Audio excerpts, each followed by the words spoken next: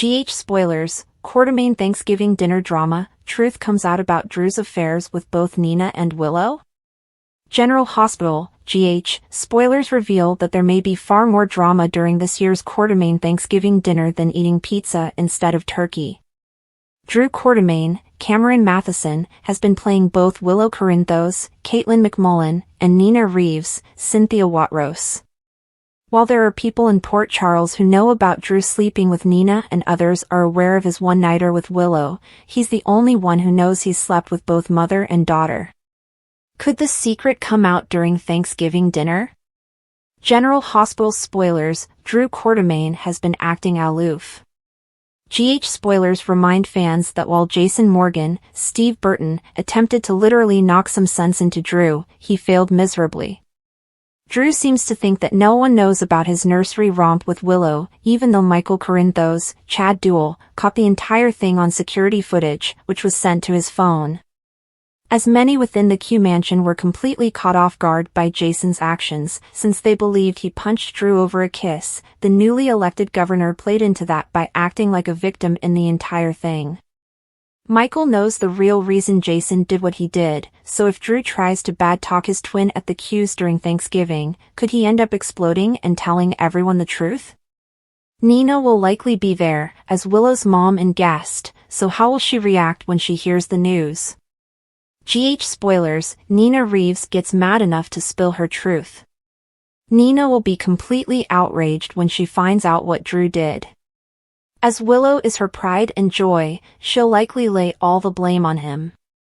Will she aim to try and cover up her indiscretions with Drew, or will she double down and expose him as the fraud, manipulator, and liar that he is by telling Willow that she slept with him, too? Could Nina blurt it out during an angry tantrum in front of the entire Q family? She may be tempted to do so, she may even do it out of outrage. However, there's also a chance he continues to stay quiet for fear this could tear the two of them apart.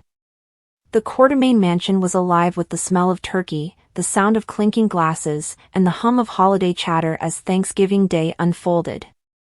Monica had insisted on hosting this year's dinner, determined to bring the family together for a peaceful evening, but in true Quartermaine fashion, peace was never on the menu. Tracy Quartermaine arrived first, her sharp tongue already poised to critique the table settings. "Honestly, Monica, did you raid a discount store for these napkins?" she scoffed, holding up the beige fabric as if it were evidence of a crime. Monica sighed but said nothing. She knew Tracy's barbs were as traditional as the turkey. Drew Cain entered next, with a smile that didn't quite reach his eyes. He'd been harboring a secret, too, actually, that he prayed wouldn't come out tonight. But as the Quartermaines gathered, secrets had a way of bubbling to the surface like an over-boiling pot of cranberry sauce. Nina Reeves was close behind Drew, her presence raising eyebrows. She was officially dating Sonny Corinthos, but her bond with Drew had been growing closer than anyone realized. Willow Tate, weak but determined to attend, arrived with Michael Corinthos, and her pale face lit up when Wiley ran into her arms. "Isn't it nice to see everyone together?" Monica said brightly, clasping her hands as the family filled the room. Her voice was laden with hope, but the underlying tension was palpable. Looking fabulous as always, nudged Chase as they entered. "I give it 10 minutes before someone storms out," she whispered. Chase grinned, but even he could sense the undercurrent of unease. As everyone took their seats, the sprawling dining table was a study in contrasts, glittering silverware and perfectly roasted turkey juxtaposed with glares, whispered side conversations, and unspoken grievances. The first crack. Dinner started pleasantly enough. Monica raised her glass to toast the family, and for a moment, there was unity. But the peace shattered when Tracy, never one to hold her tongue, turned her sharp gaze on Drew. "Drew, dear, you've been awfully distracted lately," Tracy said, her voice dripping with faux concern. "Anything you'd like to share with the family?" Drew froze, his fork halfway to his mouth. "Just busy with work," he replied, trying to sound casual. "Oh, I'm sure that's it," Tracy said, smirking. Her eyes flicked to Nina, who was nervously adjusting her napkin. Willow, ever perceptive, caught the exchange and raised an eyebrow.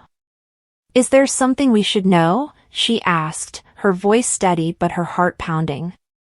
Michael, sitting beside her, stiffened. He was already wary of Nina's presence and didn't like where this was going. The dam breaks. The silence was deafening, and then, like a match to kindling, everything erupted. "I didn't want this to come out like this," Drew began, his voice heavy with regret. "But I think it's time for honesty. Nina and we were involved before she got together with Sonny." The room erupted in a cacophony of shocked gasps and angry voices. Michael slammed his glass on the table, the contents sloshing onto the pristine tablecloth. "You what?" Michael bellowed, his face turning red. "You were involved with Nina, the woman who's been nothing but a thorn in my family's side?" Sonny's expression was unreadable, but his grip on his glass tightened. Nina looked at Drew, her eyes wide and pleading, but he wasn't done. "And there's more," Drew said, his voice barely audible over the din. "Willow and we were also involved, briefly, before she reconnected with Michael." Now it was Willow's turn to gasp. Her hands flew to her mouth as everyone turned to her. "Willow?" Michael asked, his voice a mixture of disbelief and betrayal. "Is this true?" Willow's voice shook as she answered. "It was before we got back together, Michael.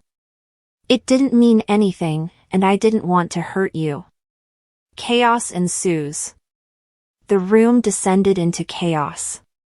Michael was livid, his anger directed at both Drew and Willow. Sonny remained eerily quiet, but the storm brewing in his eyes spoke volumes. Nina tried to explain herself, but her words were drowned out by Tracy's delighted cackling. "Well, this is better than dessert," Tracy exclaimed, sipping her wine. Brooklyn muttered, "I should have brought popcorn," earning a glare from Chase. Monica stood, slamming her hand on the table. "Enough," she shouted, silencing the room. "This is Thanksgiving, for heaven's sake.